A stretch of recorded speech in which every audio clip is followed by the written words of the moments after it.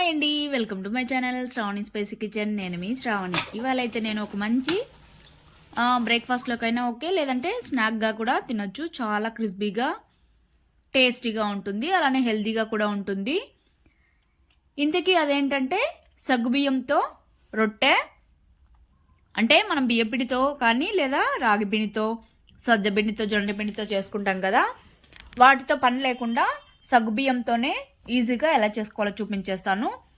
Taste కూడా చాలా బాగుంటుంది. స్నాక్గా అయినా పర్లేదు, లేదంటే టిఫిన్లోకైనా కూడా ఏం చేయాలో తోచినప్పుడు ఈజీగా కూడా చేసేసుకోవచ్చు. ముందుగా అయితే పాన్ పెట్టుకొని 1 కప్పు సగ్గుబియ్యం తీసుకొని మంటను లో ఫ్లేమ్లో పెట్టుకొని దోరగా వేయించుకోవాలి.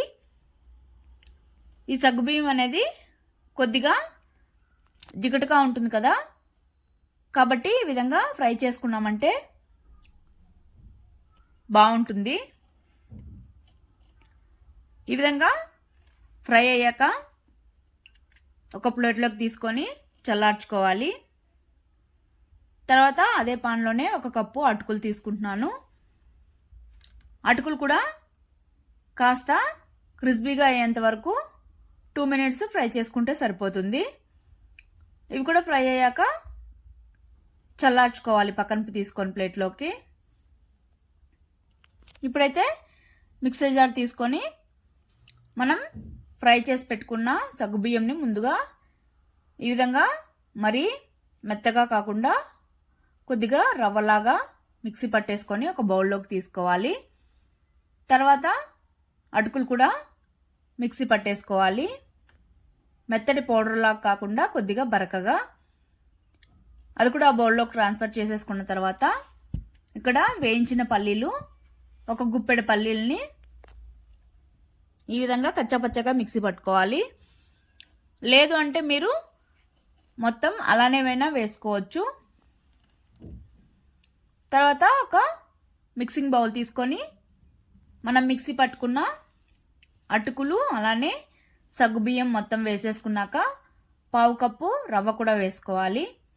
తర్వాత 2 పొటాటోస్ బాగా ఉడికించుకొని ఈ విధంగా స్మాష్ చేసేసుకొని వేసుకోవాలి.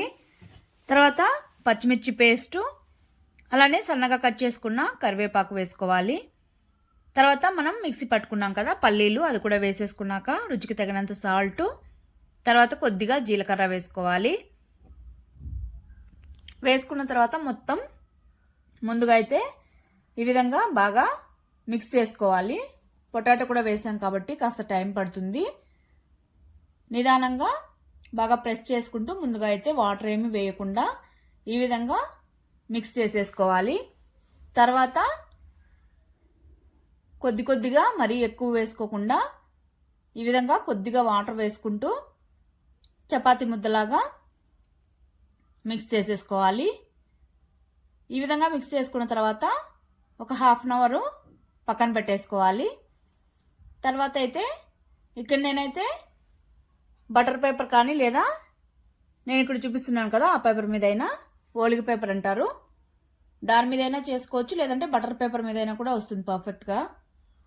కొద్దిగా ఆయిల్ రాసుకొని ఈ విధంగా రొట్టెని స్ప్రెడ్ చేసేసుకున్న తర్వాత